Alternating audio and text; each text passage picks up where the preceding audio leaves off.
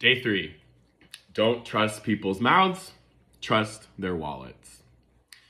Have you ever heard the saying, put your money where your mouth is? I learned that in a very difficult way. I really learned that the hard way. So let me tell you the story. Maybe it was about year 3. So I was still in the early stages of my business for all intents and purposes, my pet care business, Eric Curry's Pets. And I had 2 regular clients. So when I moved my business from Los Angeles to Santa Barbara, I was only in Los Angeles for 1 year running my business.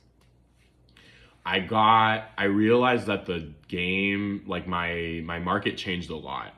Like I was not getting the volume that I was getting in Los Angeles, and it was much more recurring clients because Santa Barbara is a smaller town, right?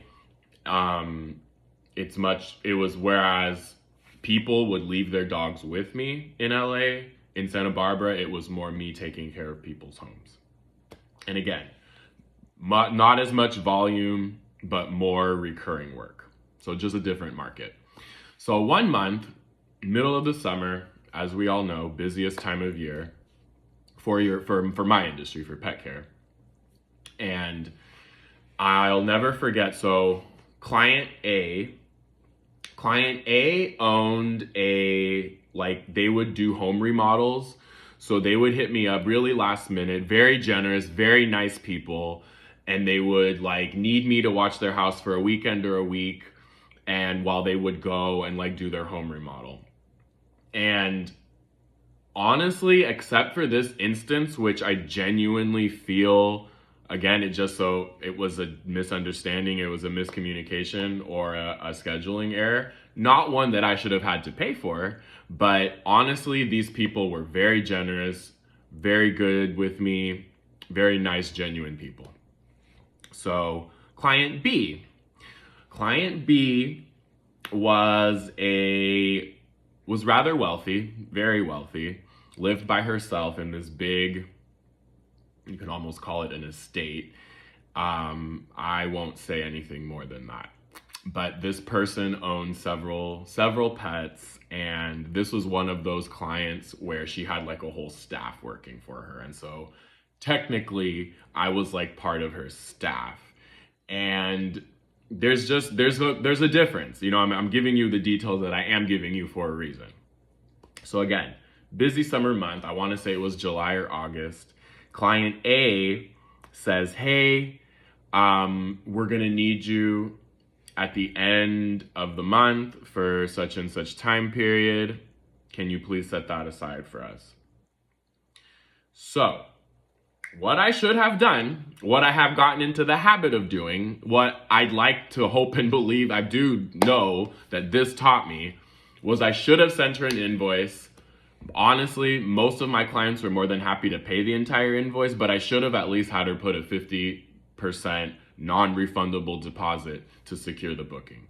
And the thing is that it's not take the feelings out of it, take the emotions out of it. This is purely business. It's purely a financial transaction. If this person wants a spot on your calendar, your most precious resource is your time. It took me years to learn that. Don't take as long as it took me to learn that, okay?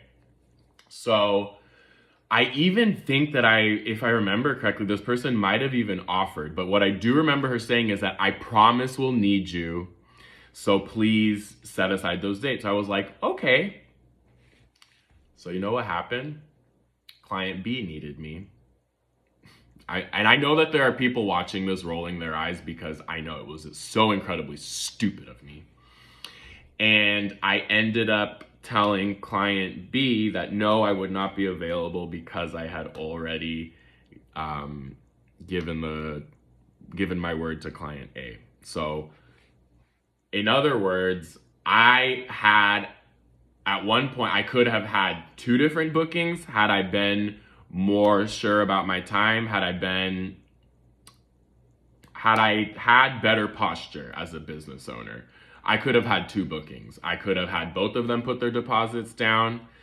I know people who overbook themselves. I don't think that's very ethical. So maybe not both. Maybe I like, well, honestly, what I should have done is I should have told both of them, and whoever put their deposit down first, that's who got the spot. That's what I should have done as a sole proprietor, as somebody who didn't have employees.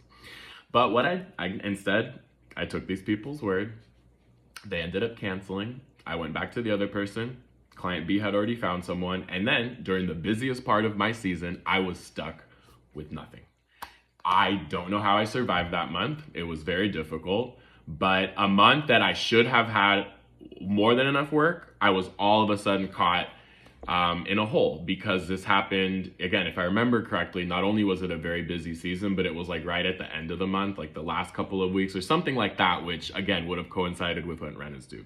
So if you understand what I'm putting down, do not trust people's words. Trust their wallet, because if they really want to work with you, they'll put their money where their mouth is.